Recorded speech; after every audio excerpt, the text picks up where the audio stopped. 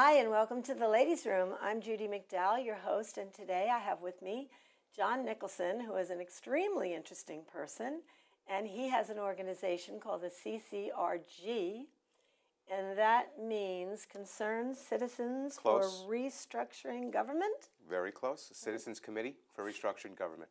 Will you tell me a bit about that? Sure. In relatively brief synopsis, I'm sure we all are aware of certain things that are happening in our world. And there are certain entities in government that need to be replaced with people that really represent our best interests. Like the entire Congress? No arguments here. Basically, what we do is our goal is to neutralize the criminally insane that are destroying our world and implement the necessary philosophies, technologies, economics, and waste management principles to help ensure our survivability and sustainability for present and future generations. Now, you have a really interesting past. You are, without saying exactly, you have very high-level government, but also you're a pilot, a scuba diver, sailor, all kinds of stuff. So as above, so below. You've been all over the place and in very high places in government and know a lot of stuff that you probably shouldn't know. And that they don't want you to know, and that they certainly don't want us to know.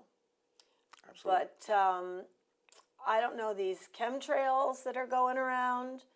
I have a few friends that are like over the moon about them, and then I have other friends that have Googled it and say, oh, it's a hoax.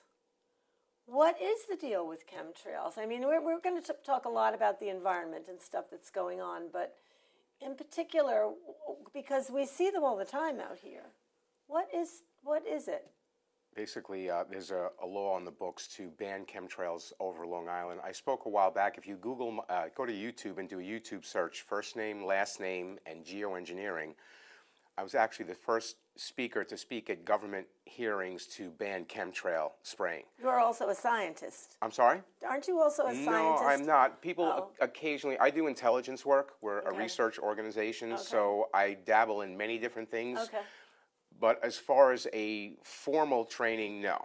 But we cover all aspects: sea, air, land, space, waste management, healing technologies. I noticed you discussed the Health Week that's coming up. And basically we have, I'm not allowed to use the word cures, but we can basically reverse almost everything. Everything is basically perpetrated upon us to keep us either sick, broke, weak, so that we can't do anything against the opposition that's raping and destroying our world, basically. Well, they would rather keep us zombies, taking Ambien at night, getting up in the morning and drinking coffee, reading our newspaper, working like little worker bees, coming home, drinking beer, taking an Ambien, going to sleep, and they have a population that doesn't do anything. We're not even free thinkers anymore because we're zoned out all the time. So how does a person get off that treadmill and get themselves going to, I mean, how can we restructure and reorganize the government? If I may, I would just like to supplement a statement on the chemtrails. Oh, right. They're spraying some highly toxic chemicals, aluminum, barium, and other harmful situations. I'm sure you've noticed a lot of people come up with respiratory disease, sinusitis, bronchitis is through the roof. Respiratory disease used to be way down on the list of things that are very bad for our health, like number 7. Now it's number 3. The number 3 killer is now respiratory disease. When you breathe in something called Morgellons disease, which are nanoviruses that are being engineered to cause tremendous problems, reconfigurements of our DNA helix. It's very, very evil technology. Chemtrails need to stop. There's a pending law on the books, and we'd like to get Long Islanders involved to not only petition, but to very aggressively stop this process, not only happening over Long Island, but across the rest of our world. There's nothing good.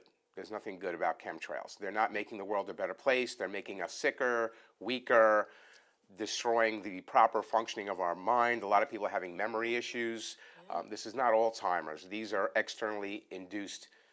From the air we breathe. The air is so polluted with correct. this stuff. And certain toxins that are approved, FDA approved for our foods, they're in our foods that are also destroying our health and manipulating our genome as well. Well, the GMO stuff, our DNA can't even recognize it, so it just stores it in all kind our joints. That's why everybody's getting arthritis now, or fat.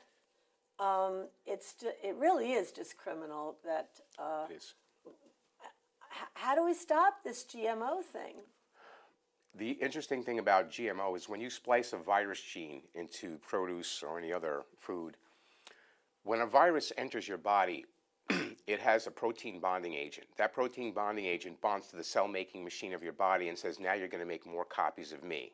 You could literally inject, let's say, somebody who lost their arm or leg from a serious accident, and every cell in our body has a blueprint of how we're supposed to be normally. So the virus would read the blueprint and notice that you're missing a limb or you need another organ, and it would stimulate the gene to begin the process of growing a new limb, replacing. We don't need. And I've heard of that happening. Yes, we don't need to do kidney transplants and all this crap. That's all BS, basically. We have the technology to fix everything and turn the world into a beautiful, beautiful place, and there's a certain criminal element that stands in the way of what we could have and where we are and the degeneration that's happening within our world. So GMO has to stop, and not only that, but we can also reverse GMO, which is something nobody's going to talk about.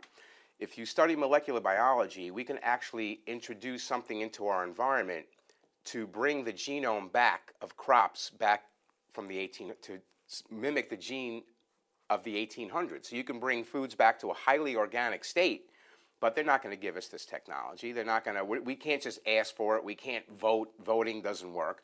We have to take a little bit more of an aggressive approach towards implementing what's necessary to save our world. Otherwise, the degeneration is going to continue.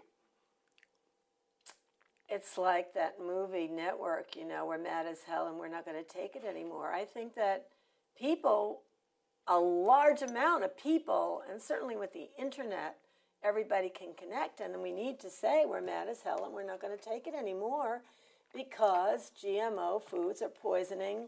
I mean, when we grew up, we didn't have it. So our generation is basically healthy from the get-go. But our children and their children raised a lot on processed foods. Correct. And they're sickly kids. Correct. They're not normal kids. They've got all kinds of issues going on that we just ran out the door and played in the dirt and, you know, got cut and put a little mercurochrome on it or something and went right on playing. Correct. And now if a kid gets a sniffle, they're in bed for a week. Absolutely. And there's nothing, our body has a self-heal program. When you cut yourself, a signal is sent to begin the healing process. Same thing if you have any type of internal damage or internal organ failure, you can remove the interference so the body can heal itself. Well, between the microwaves from cell phones and food additives and GMO products and viruses and Plum Island and things like that, it's very hard for our body to correct itself and go back to the proper sequence. So we have a plan on how to reverse that process as well. And can you talk about that plan? I'd rather do it it's a little extensive. I'd rather do it possibly on another show. Oh, okay. But you can go to our website and get some preliminary information. But we can reverse literally nearly every issue health-wise, everything. But they won't, there's no money in it. You know, well, that's the problem. They want to push the pharmaceuticals because they're all invested in the pharmaceuticals. Exactly. Back, like 35 years ago, 60 Minutes did an expose on the pharmaceutical companies. And all of the investors, all the cabinet members, and Congress, they're all the good old boys, all are the big investors in the pharmaceutical industry. And every ad you see on TV is take a pill for this, take a pill for that, take a pill. And it's just amazing the disclaimers but it could do this, it could do that, it could do that, it could do that, it could do that, and be fatal. And still people take the pills. Minor side effects include headache, nausea, and death. And death. Right. And literally death. It's it insanity. is so it is insanity. Insane. Right. Exactly. How do we get rid of these people?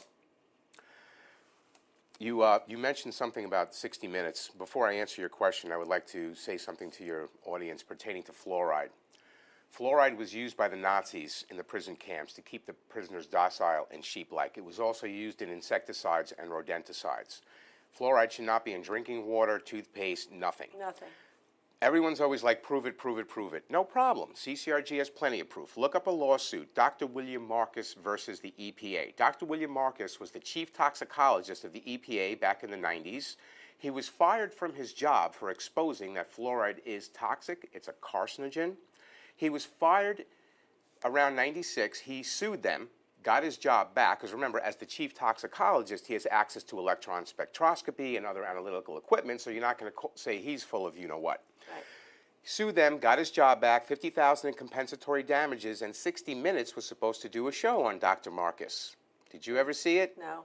Correct. Fluoride is one of the biggest conspiracies.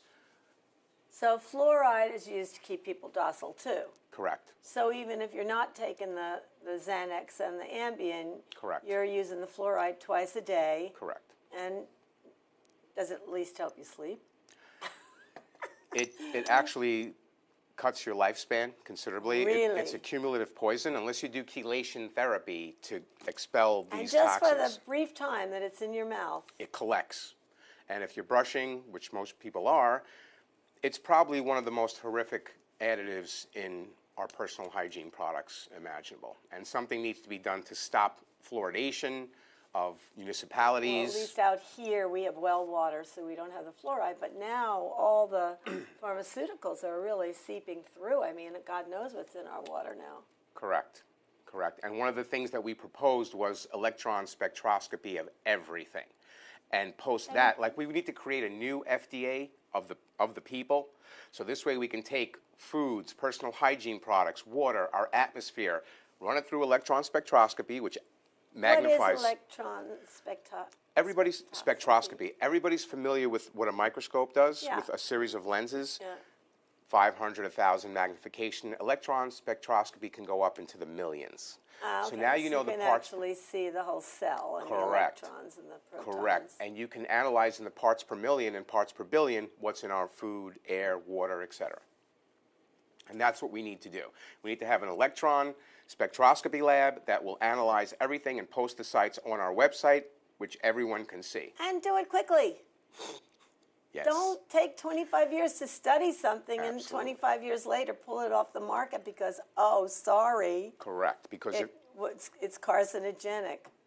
correct. These Duh. stall tactics allow them to implement new pharmaceuticals, chemtrail spraying for more behavioral control and modification. The more time we waste, the more technology they're implementing to control us and make us more docile, sheep-like, and also limit our lifespan. They're looking for a specific genome. So they want to eliminate, if you have, let's say, if you're a 2-strand helix person and you're intimate with somebody who's, let's say, a 6 or an 8-strand helix, that 8-strand helix person may have many diseases, they may be a carrier, but when they're intimate with somebody of a lower helix, that lower helix person can't handle it and they will pass on. That's why there's certain people live to 100 and certain people live to 30 or 40. And the lie they tell everybody is we're living longer. We're really not. Go to 10 hospitals, check the morgues. They're full of people 30, 40 years old dead of heart attack, stroke, atherosclerosis. But the 10-strand or higher DNA helix people, they're living to 100, and that's what they're focusing on. But it's basically BS. We need to get very aggressive on how to solve these issues. Whoa. So what we've been talking about is called the NWO system.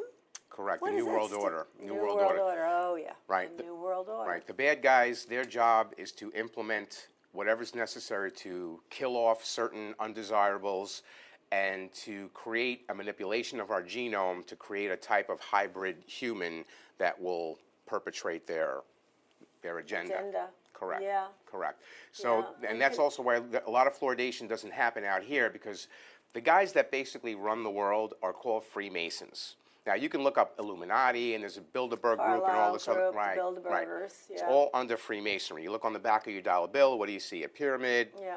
the eye on top, New World Order, Novus Ordo Seclorum right underneath, and a banner. That's why if you go to these towns where they don't fluoridate, most likely you got a lot of corrupt individuals living there, and they don't want fluoride, but it's Yeah. okay for everybody else. Yeah. So getting back to how to solve the problem. There's just like 3,000 of them, and there's billions of us. Thank you for noticing that. There used to be, back in the 60s, they said there were just 13 families, and then, I guess in the 70s I heard then there were 30 families, and I think that when people reach a certain amount of wealth, now there's, it used to be $1 million was a lot of money. Now you have to be billionaire, but when you get to that status, they call you in and say, look, this is the game, and you have to play the game this way. Or you have a boating accident. Or you have a car accident, or a heart attack, or a stroke. An unfortunate accident. Or your children can meet with an unfortunate accident. Correct. So, of course, everybody does it their way. So, so you have a lot of solutions to heal the planet. So how can we get off of oil and coal and all this stuff? Everybody wants to. And why don't, every time we get on our high horse about solar energy and stuff, they say, oh, it'll take 10 years. Oh, it'll take 10 years. Well, 30 years ago when we started, we would have it now for 20 years if they had started 30 years ago. So why do they keep putting it off? How can we get out from under the thumb of the oil companies? If you have a car that runs on hydrogen, water, or magnets, obviously the oil companies lose all that power. And money is the mother's milk of politics. The Right. oil business, the nuclear industry, Yeah. the mother's milk of politics.